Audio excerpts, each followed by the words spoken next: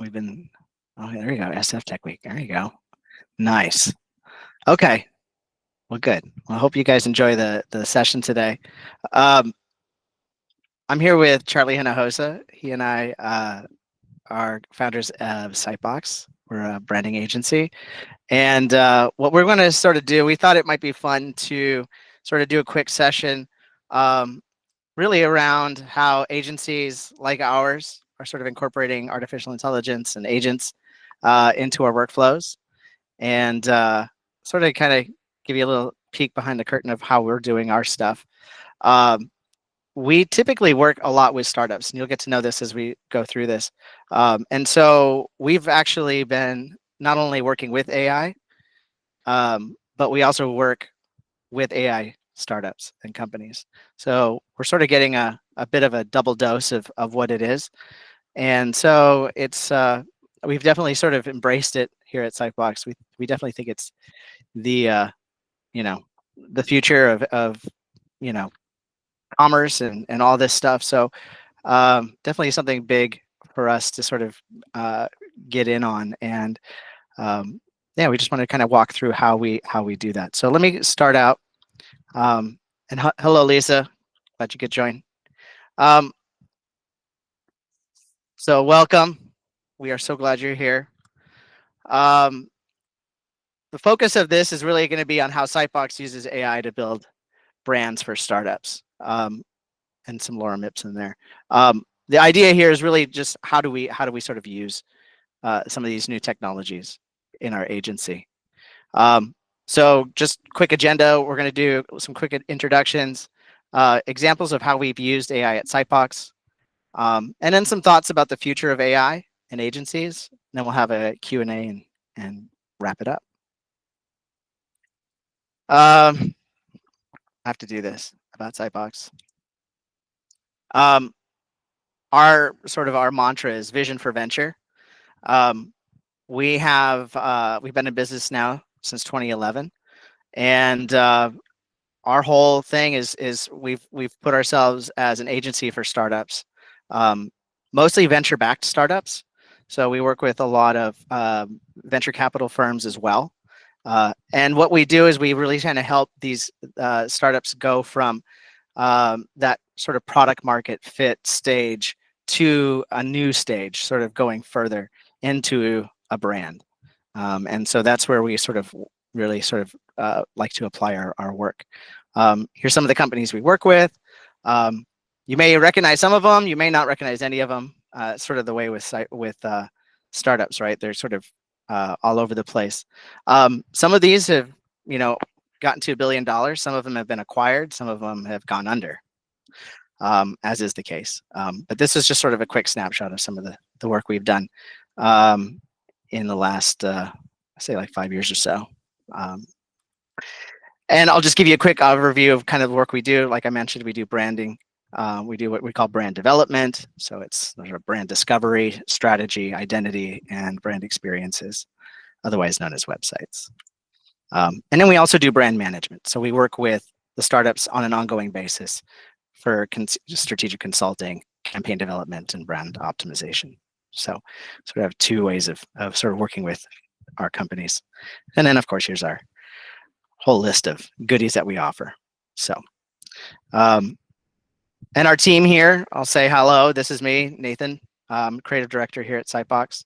My background was actually in advertising. And so I've been working in sort of the creative field now for 20 some years. And I really enjoy the idea of helping these sort of earlier stage startups beyond just sort of the big corporate stuff. I enjoy sort of helping companies become who they are and who they could be. So it's a fun little challenge. Hi, Marquetta. Nice to have you join. We're just doing quick introductions here, and then I'll get into the goodie stuff. And here's Charlie Hinojosa. Say hi, Charlie. He's down there. There he is. Give us your intro. What's your... Yeah, sure. So I'm also a 20+ year veteran in the, I will call it the tech world, tech space. I sort of built my career in the .com boom era in Silicon Valley, and so I've since then graduated to working with startups. And so Nathan and I have been working together now for close to 15 years at the agency, and yeah, it's been a lot of fun. And we have a whole team, a whole bunch of people here at the agency. Lots of bright, shiny faces. And we've actually been working remote as well before it was cool, before COVID. So we've got people all over the planet, which is a lot of fun. And then we also have sort of brought on some new people, and that is our agents. So this is my little segue into our topic today. So what we want to do is talk a little bit about what is it that, you know, we do with AI here at Sitebox, how we've sort of embraced it. And we wanted to sort of round this out, right? We're a creative agency. It could just be a bunch of stuff like, here's how we use it for cool images and stuff. We'll do some of that. We want to show you that.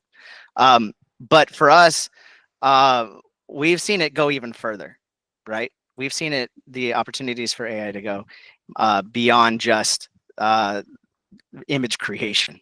And so we wanted to talk a little bit about that.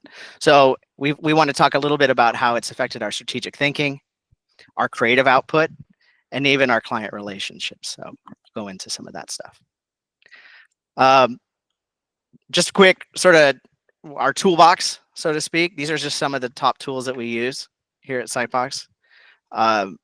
You're probably familiar with some of these. We'll go through some of our workflows and kind of walk you through how we use some of these. But you know, some of them are more like, some of them are image creation. You can see Midjourney in there. You've got things like Supernormal, which takes meeting notes, but we use it constantly. And even Suno, which makes music. So there's a lot of great tools out there. Obviously, this is an expanding list, but this is sort of what some of the tops that we use. Just want to say too, if anyone has any questions as we're going, just raise your hand and I'll call on you. So let's go into this. Let's talk about how we've used AI. I'll give you some examples.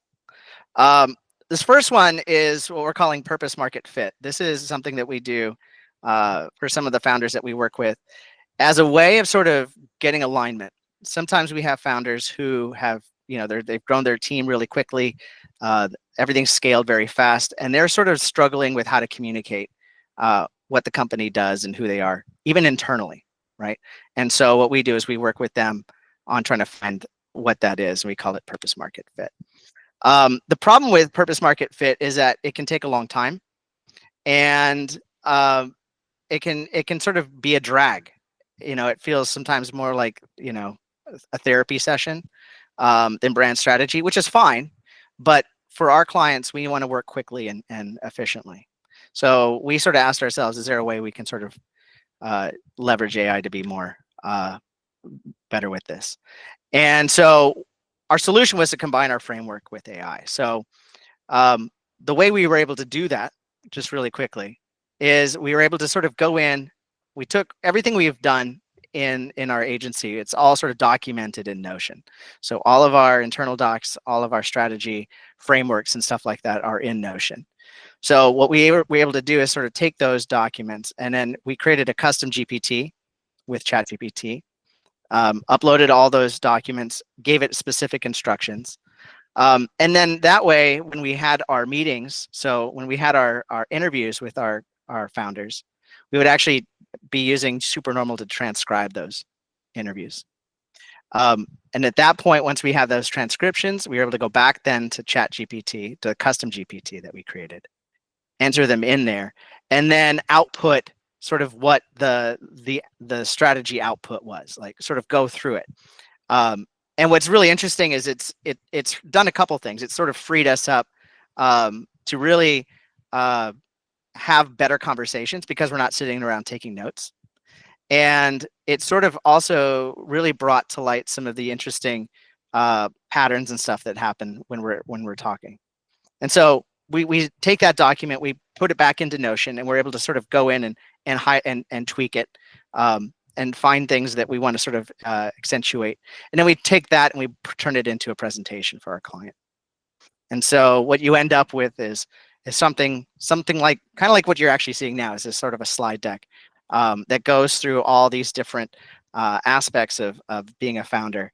And you'll see a lot of this is very copy heavy, and it is very sort of you know, it's very insightful. But what's interesting about it too is that you know, it's written sort of from their point of view. So what AI is able to do, and you know, ChatGPT is able to do, is sort of create their voice and sort of have them speak. And it's very persuasive. It's very sort of amazing to watch people sort of see that and hear their own voice sort of echoed back to them. And so anyway, it's made stuff like this presentation here, you know, doing it sort of by hand would have taken, you know, a good, you know, 10, 15 hours to do.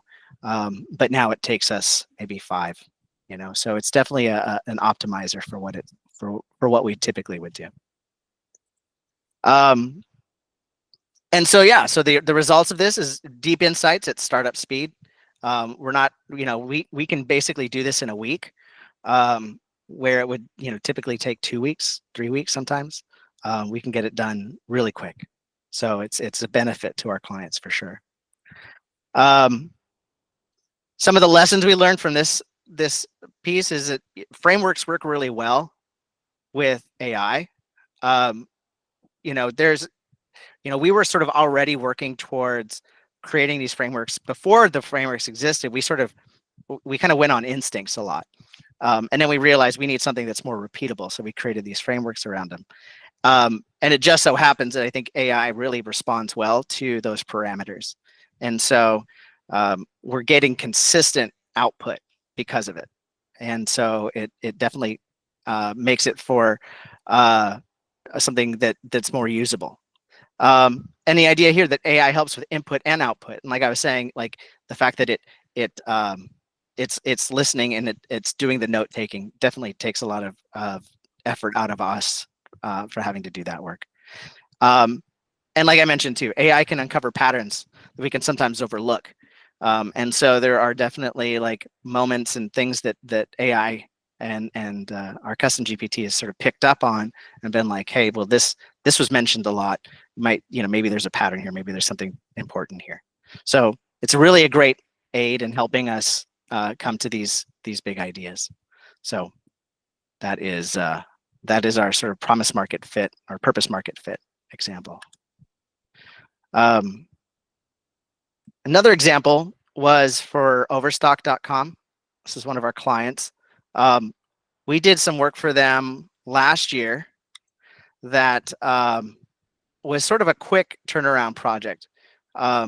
They've just done some reorgs and stuff internally. And the CEO was sort of like, how do we get the word out about some of the changes that are happening here at Overstock? And we had sort of put together a mood board, and we sort of came up with this spot.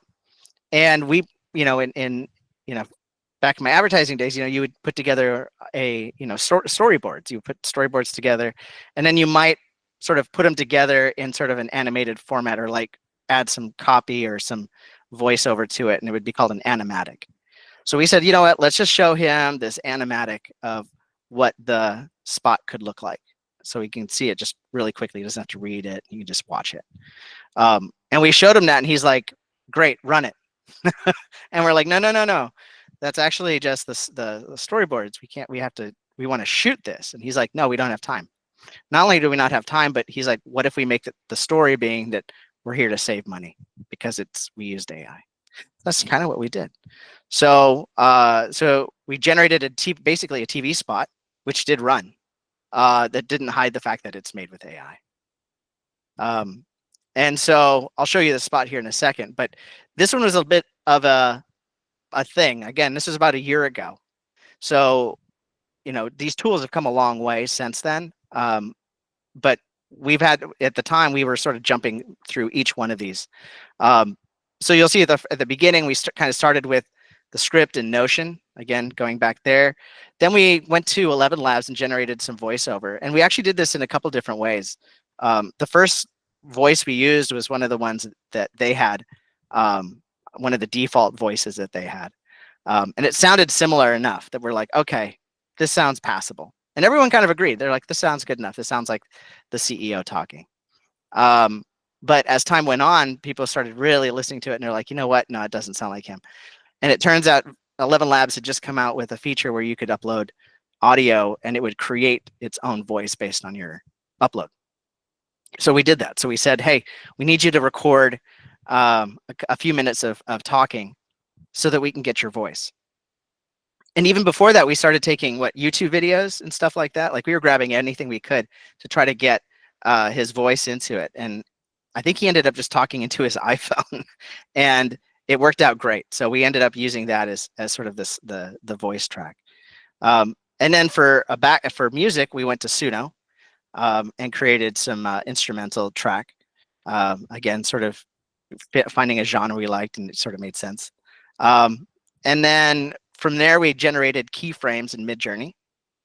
And from there, from those, we had to sort of do a face swap. Now, at the time, we were uploading pictures of the CEO to Midjourney as well. And it was using him, but it wasn't good enough.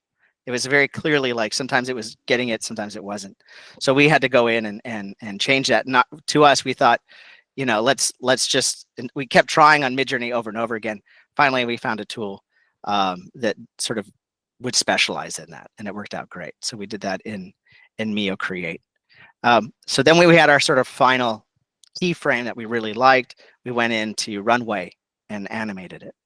So gave it some motion. And then from there, we went into Premiere, Adobe Premiere, and did old-fashioned editing. Felt like at that point, editing was sort of like, it felt archaic at that time. We're like, wow, we're having to use actual applications now to put this together. But that's sort of how it all came together at the end. And so I can show you the spot here. Let me change my screen here just a second.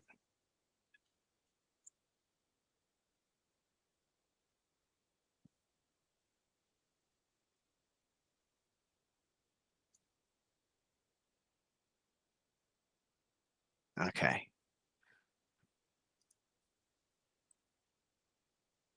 There we go.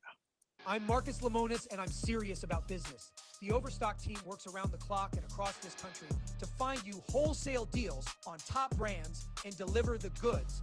We hunt for the best brands to work with for closeouts, liquidations in categories like furniture, rugs, outdoor, clothing, jewelry, and so much more. If you want it, we have it. When you buy it, it goes from the warehouse to your house. Then let me be clear, we are Overstock, and we have the real deals on real brands.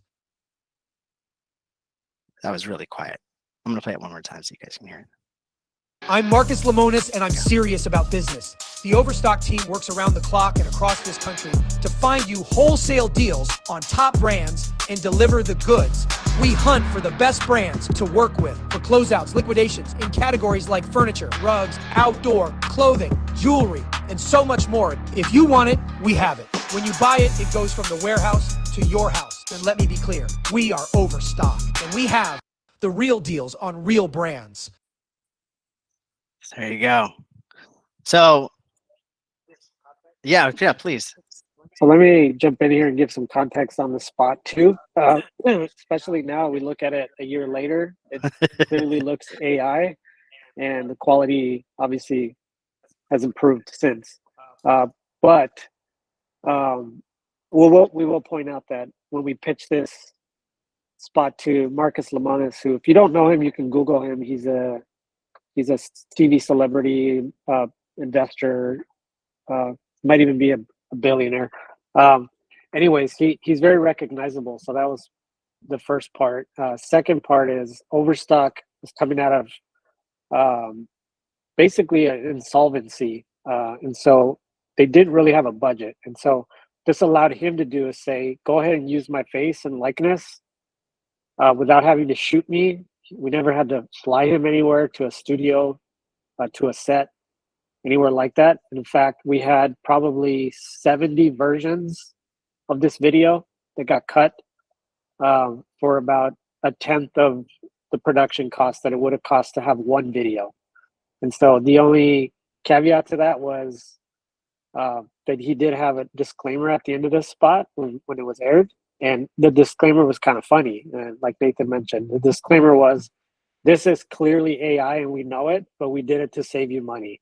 And that's kind of the whole deal behind Overstock, is to save you money. So it was kind of clever and it worked. And so AI gave us the opportunity to, again, to create endless versions of the same commercial because we had access to his voice. And with a few prompts, we could change the voice, the script, and re-edit it. So really the only piece I was missing here at the end of the day was the post-production, which did require an editor to manually have to edit and export each clip individually. And so we see a future where that's going to go away. I think we're pretty close to it.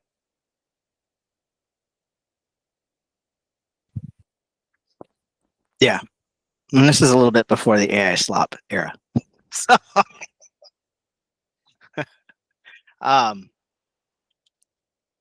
but yeah, good stuff. And honestly, we thought he was crazy. We said, no way. In fact, we were ready to push back. And we ended up going for it. So who knew? So let's keep going here. So some of the results, well, he actually ran it on Fox News and Fox Business. He has a show, I believe, on Fox Business called The Fischer. So it's kind of nice to see him sort of, want to sort of feed it there. But yeah, it went national. Lessons learned. Well, we learned that even a simple idea sort of needs multiple tools. We really did sort of get a bit of a workflow going though. And it worked out really well in the end for us. Just sort of, we got pretty efficient at it. We also learned, right, that sort of AI generation isn't quite ready for broadcast. I think by now it's getting darn close, and I think you're going to start to see more of it. But I think the world of broadcast, I mean, we've had to sort of try to upscale a lot of this stuff and get it to 4K and all that kind of good stuff. So it's getting close, and it's just a matter of time. And also, finally, be careful what you pitch. And this sort of goes to anyone sort of in that creative space. We've ever since we've been sort of using AI in our pitches, it has definitely helped get ideas across. I think one of the caveats to that is that they sort of think, oh, well, then I can just have what you presented.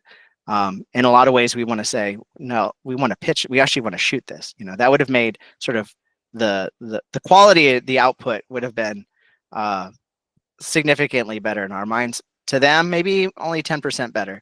But for us, obviously, we want to still keep some integrity in that creative space and bring in professionals to do more of the finishing. So just be careful what you pitch and be clear about that. And then for our last project here, this is something, again, this is less about the creative output. This is more about our relationships with our clients. We've always had this question of like, how can we improve our client relationships through more clear communication? Just like, you saw the tools we had, whenever we work with a client, there's almost like tool fatigue that sets in, because we'll have Asana for our project management, we'll have Slack going, we'll have Figma going, we'll have all sorts of other tools just constantly. And so that it can be a lot to sort of take in for a client who doesn't necessarily work in that space. So our solution was to sort of use AI to vibe code our own client dashboard to consolidate progress. This is something that we've talked about doing for years. In fact, I think we've wireframed it a number of times. But again, it for us to hire a development team to do this was kind of cost prohibitive. So we said, hey, why don't we just try and explore this? So the stack here is pretty small. We just use Vercel. they have a tool there called, what's it called? VO? V0, not VO. Sorry about that. V0, which is sort of their vibe coding approach. So Charlie's going to do a little demo here of how it's going. Can you give me a presentation access here? Yeah, how do I do that? Give me a second, guys. All right. Yeah, and while Nathan's doing that, I want to preface by saying we did try vibe coding with Replit as well, and I believe Lovable is another one. But for whatever reason, V0 seemed to kind of nail it on the first try. And so this is more of a live demo, but I am showing you here what V0 looks like. And it looks they all kind of look the same. Typically what you see is a chat interface where you're chatting with an agent, asking them, sort of like prompting what exactly you're looking for, and then a preview window on the right-hand side. And what I do like about V0 is that you can see and access the code base directly from this window. So if you kind of know what you're doing, or you know way around a little bit, you can come in here and mess around with it. You could download it and deploy it also directly to Vercel, which is what makes this super nice. And so what we did here is, like Nathan mentioned, we were trying to find ways to consolidate our client project information, which included things like budgets and deliverables, that sort of thing. And so we took sort of years of ideas that we've had and many wireframes from previous years of trying to do this, and basically just summarized it into a paragraph and fed it into V0 and said, build me this thing. And I will be honest with you, it does a super great job of sort of getting something good on the first try. But you'll see here on the top right that I have, it says version 28. And so what you're seeing here really is, whoops, I clicked the previous version. What you are seeing here is sort of an iteration of what we initially started with, but with many, many, many edits to it. And so as it starts to build out, you can continue to prompt it. You can, tell it to add features. You can tell it to change colors, add branding, add sections. You can pretty much talk to it like a human, and it'll do its sort of best job to figure it out. And so at the end of the day, what you're seeing here is a portal, or kind of client portal. And you'll see here, we've got an overview of current projects we're working on. And again, this is dummy data. This is simply for demonstration purposes. And then you'll see up here, we've got a project tab. And this is all clickable. This is all live code. And then deliverables and contact information. And so it does a pretty good job of sort of trying to figure out what you're looking for. And so really what I would say is, if you're trying to build or come up with ideas for a product or an app or some SaaS tool, or maybe even just a tool that you want to use internally, play around with V0, give it some prompts. It's actually quite easy. You go into chat mode here, and basically you tell it what you want to create. And if you're not sure how to explain what you want, a good tip is to go to ChatGPT or another chat tool and tell it, this is what I want to do. Give me a prompt for V0, and then you can paste it in here. Or you can tell V0, I'm not sure how to explain what I want, but I'm trying to build this, this, or that. You can feed it examples. You can upload screenshots. You can grab examples from the community as well and iterate from there. You can import from Figma if you've got sketches. You can literally draw on a piece of paper, take a picture of it, upload it, ask it to sort of code it out for you, vibe code it, and then it kind of does the rest. If you want to build a simple landing page or website, you can use V0 for that too. It's really, really powerful. So you'll see here that our version is pretty minimal and clean, as our brand is pretty much black and white. But you can imagine the possibilities here. And so depends how far you want to take it. If I wanted to take this and actually make it live, I would let the agent know that I want to do that. And then it will start to do things like connect me to a database, connect APIs that are maybe necessary to do these things, and then kind of go from there. Sign on, for example, you want to create user accounts, that sort of thing, admin dashboards.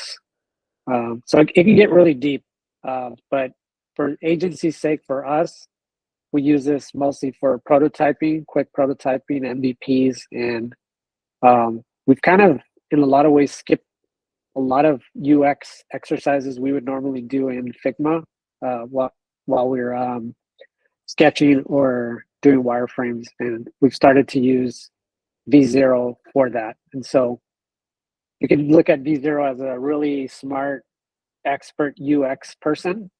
That's another way to look at it, and talk to it that way and say, I'm looking for, an experience to do XYZ, and then mock it up for me, and then have it spit it out for you in sort of this fashion. So it's really cool and easy, and it might be, I think it's even free to try out. So definitely recommend it.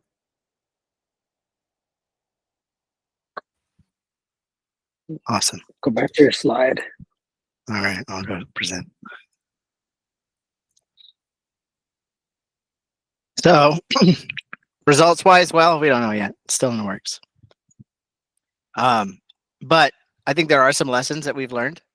Obviously, this idea of tools can be quickly prototyped. And as you know, like prototyping is kind of the best way to sort of be iterative. We can test it out, try something else. And like Charlie said, AI is also really great at assisting at UX as well as UI, not just code. You're seeing that it's able to sort of problem solve some of these questions on how do you organize this data, right? How do I present it? Which I think is really a very valuable thing. It's not just sort of back-end code. All right, so let's do some takeaways here. What have we learned today? AI is changing the way we work, and our strategic thinking and our creative output and our client relations.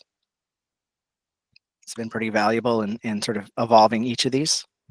One thing that we have sort of come to as an agency is this sort of idea that, don't replace humans, make them superhumans. In our sort of, and this might just be the era of AI that we're in, we've yet to sort of see AI become so good that humans just aren't necessary. That now that it's sort of filled the role of someone, and that we can just, instead of hiring somebody, we could just have an agent do this. We haven't found that to be the case. And so what our sort of attack is that we're simply here to make people superhumans, right? And so we still need those people, but they can now be even more productive. They can do things they couldn't before. And so that's sort of our track. So in ways we're sort of approaching that as well as embracing new tools and techniques, and letting our team sort of explore, right? Letting our creatives kind of go and find different stuff that they like. And then us finding opportunities to test and experiment with our clients. We're kind of always letting people try things out. And then I think this last point is important, right? Is to be transparent with clients. I kind of mentioned this earlier about being careful what you pitch. I think we need to be clear when we're showing stuff to clients, what is AI generated, what isn't. It can get you in trouble otherwise, because it can be like, why don't you change this and change that? You're like, that's just AI. So I think it's going to be important to be transparent with what we do, because it is part of the whole trust of and also the authorship of where things are coming from. And And then finally, kind of like what's next in terms of like where does this all go? I think maybe agents will someday, start to take certain jobs and whatnot. But I do think this is probably the bigger opportunity, which is that, at least in our world, is that we sort of see that agents will become brand ambassadors. And kind of with all new technology, it sort of creates this new entity, this new thing. Like I have here, like the web kind of gave birth to websites, right? Now we have all these .coms that we go to every day. Social media kind of gave way to brand accounts and influencers, right? Created this whole new thing. And we think that sort of the product of AI will be these branded ambassador agents. So you'll be able to sort of talk to Ronald McDonald. You'll be able to talk to these brands in a way that, and it may not be, it may be as a spokesperson or as a character. It may not be. Maybe something else. It may be a glowing orb. Who knows? But brands will the interaction with a brand will be very different. It won't be passive. It'll be interactive. And so I think there's this, whatever this becomes, we're at the edge of this even happening. But we know it's something like this is going to take place. And so that's where we're sort of looking ahead as well. And with that, any questions?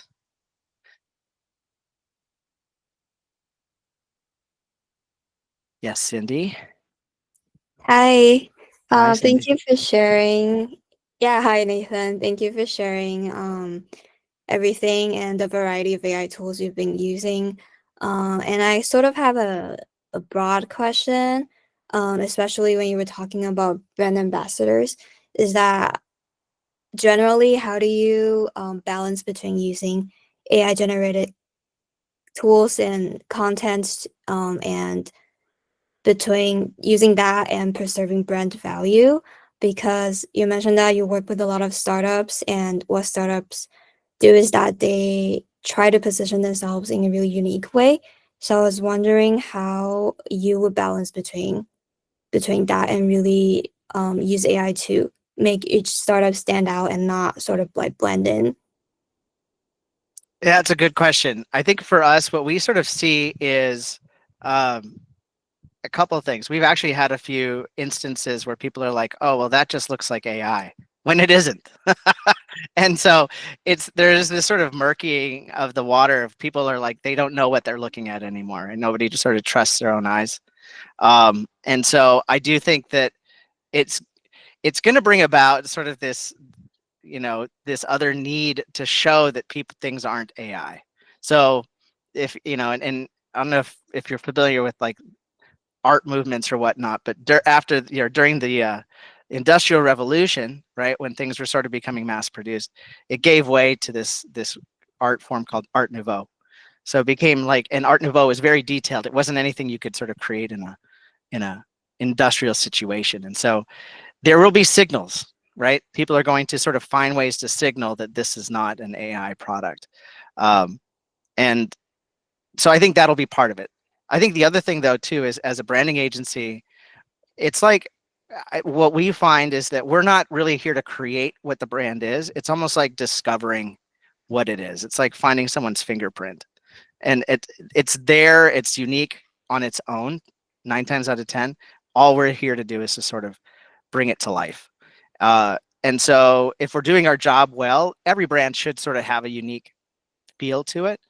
But there is sort of a signal that we want people to see and understand, and that's always going to be sort of a challenge, because we were on a call today, and one of the clients was like, how do we not look like every other AI company, right? So there's already sort of there's always that need to break out and be different. So that's going to always be there. So next question, is it? Thank you. Yeah. How do you say your name? Is it Kaya? Hiya. Hi. Nice to meet you.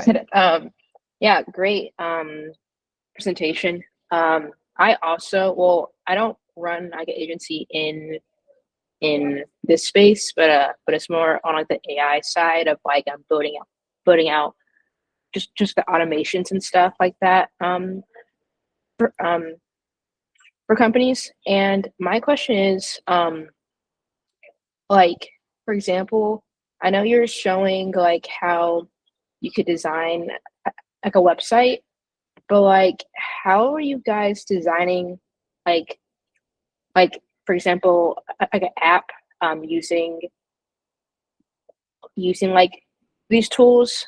Because like on Figma, I feel like they don't have like a good starter app or just a good way to get like the UX done for like the face of an application.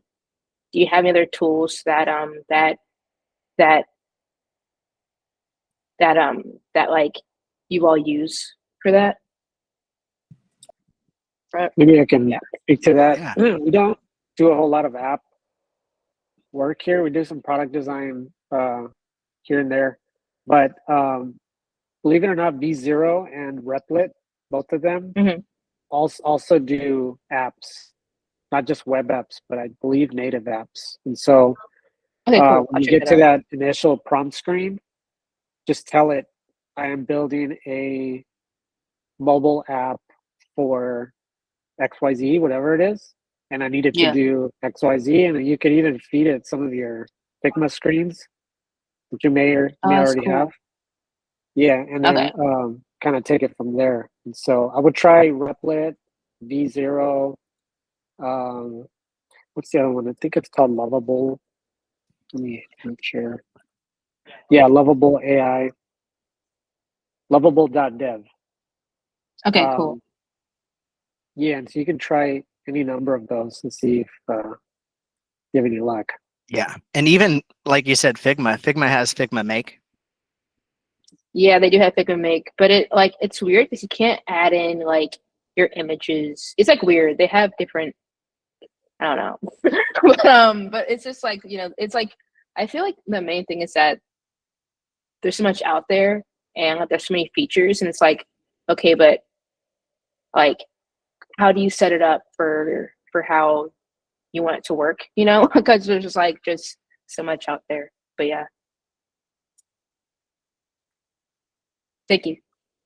Of course. Yeah, absolutely. Yeah, we've actually had some issues too. We've had it's sort of like they call it the final mile, right? That last mile, getting it to ship. And we actually had another app we were working on, and we sort of had vibe coded the whole thing all over again and sent it to one of our dev partners and said, hey, how much for you guys to basically throw in like a Google Authenticate thing for this and some database backend. And they quoted us like, I don't know, it was a bunch of money. It was way more than we were willing to spend. And it was just sort of funny because we're like, man, like it's just the 10% that we need to launch this thing. And still it was sort of expensive. So we're like, oh, so until it's not long until like it finally sort of hits, and then they're like, okay, this is a one-stop shop kind of thing. So someone will figure it out. Someone will figure it out if we haven't already. I think the main thing with that is just like, it's so I feel like right now it's like good to like, to start people off with things, but then it gets like, okay, is it actually good to be like alive, just from one prompt? And that's when you actually need like an actual dev, I think, to actually go in and just make sure that it's good and running, and also that it's like having like your data safe, because that's also like the main thing, and that like putting your data out there and it's kind of messed up. So yeah, I think what you're seeing too, and we've had this conversation internally as well, that you have AI is sort of creating a lot of hobbyists, right? There's going to be a whole world of like, AI is my hobby, or app developing is my hobby, or this is my, and that's great. That's fantastic. But there is going to be this point where it sort of goes into like, okay, let's do some stuff for real, right? Let's actually, let's build a business on this, not just for fun. right. And that's when stuff gets more serious, right? And I think we're getting close to that. We're getting really close, and every day it gets that's the gold standard, right? And so everyone's sort of working towards that. For sure. Just trying to see. Was there another question, or let me see? Yeah. Any other questions? Any other thoughts? Anyone here work in a creative agency, or what do you guys do? Where do you guys come from?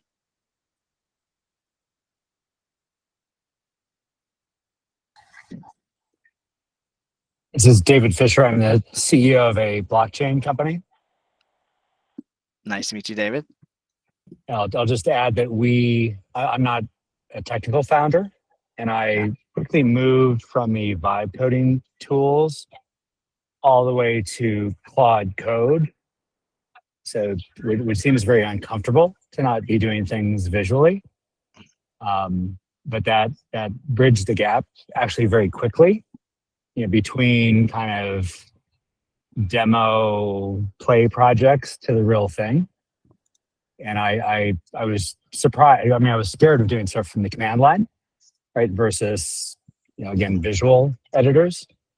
And I would definitely recommend that people take a look at that, because it feels weird to, again, not have the immediate instant gratification visual editor, but you can make the jump to a real production level app shockingly quickly.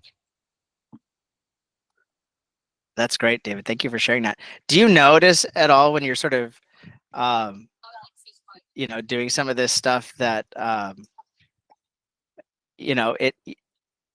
fact that AI is there to ask the question, you can sort of ask it the dumb questions, like, how do I do this? Is that help? Are you finding that at all helpful? You can be like, I'm stuck, I don't know what to do. And it's like, well, here's 100%. And despite the fact that it's in the command line and in terminal window, I mean, it's full Claude, it's the latest models. We use Claude Max, so it's unlimited. So it's the best models, all you can eat. And the terminal is just so fast compared to all the web UIs from like Vercel and Lovable and others. I don't want to advertise this too much, but we got so good at it that we ended up reducing our sort of mid and lower level development staff by about 60%. Wow. Yeah. It's incredible. Well, thank you for sharing, David. Appreciate that. That's good insight. Sure.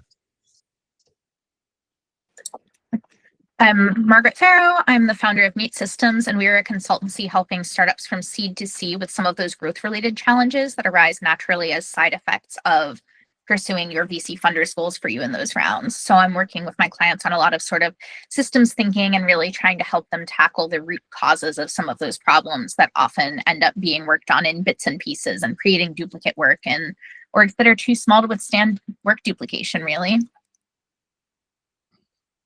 That's great, Margaret. What have you? How have you sort of seen AI change what you're doing and what your clients are doing? So it's been interesting. Before I started this organization, I was 2 or 3 jobs ago, the security lead for an organization called Latitude. And what Latitude was working on was sort of an AI-powered Dungeons and Dragons sort of a game. And we were one of the GPT-3 alpha clients. So we were using the GPT-3 model before there was a chat GPT. I was working with my team on a lot of the kind of deeper technical stuff. We were doing our own fine-tuning. We were building custom models in some cases. And so I've been sort of following along it the last 2 years. From there, I went to be the head of corporate security at a consultancy helping startups kick off their security function. And so seeing a lot of how different vendors were coming into these organizations with AI tools. And I think one of the most interesting things that I've seen, especially between last year at SF Tech Week and this year at SF Tech Week, where I was in person last week, is a shift from everyone trying to make their own model to using the foundational models and focusing on the ways that AI fits into a broader business application, the places that an LLM can actually improve efficiency or build into your use case, kind of trying to find those hands-on practical options for using these tools, as opposed to just, well, we have to make an AI because that's what everyone wants to see. And so my business is young enough that it's not really that it's changed how we're working so much as we have emerged into an ecosystem where it is already present. And so trying to figure out where are the places where these AI powered tools can add value for my clients or for my organization, especially as my organization is growing kind of in parallel to a lot of our client organizations. Yeah, that's great. That's what's sort of funny about the work we're doing too. It's sort of like we'll be learning about something and we're like, we need to use that. You know, that's a great tool for us as well. So yeah, I think it's interesting to see how this is all. It's not just affecting the clients we work on and like we work on it, but it's also affecting the way we do our work. You know, I think one of the funny things is you know, we sort of see though, Charlie and I see this need to sort of stay ahead because we're sort of, you know, there's like the tail end of all this stuff is the commoditization of what we're doing. It's going to start getting eaten by AI, right? And so we're sort of like, oh, we got to kind of stay ahead so that, you know, we're one step ahead of it, or at least we're sort of at the front end of using it, right? This idea of the superpowers. So I think that's sort of the where we want to, you you want to sort of embrace it, but at the same time, you're also sort of you're facing something that could potentially undo you. You know what I mean? So there's this sort of weird, I don't know, there's you know, and you see it every time OpenAI makes an announcement. You're like, well, there goes 20 other startups that were doing that exact thing. So there's sort of this, you know, it's going to be a weird sort of churn that happens in all of this, but I think it'll all work out in the end. Knock on wood, right? So great. And in the meanwhile, you've got the ultimate in dog fooding empathy. You are right there alongside your customers. Yes, exactly. Yeah, that's well said. Anybody else? Don't be shy. We're all friends here. Safe space. Okay, well, that's it. We can end it. I just want to thank you guys. If you have any questions for us later, please feel free to hit us up. We're at sitebox.co. We're also, you can probably see us on the invite. And we'll send out a recording of this to everybody so you can have it. So, you know, the people who couldn't make it will be able to watch it. So anyway, hope all is well and keep it up, and we'll talk to you guys soon. So take care. Enjoy the rest of the tech week. Thanks, everybody. Thank you.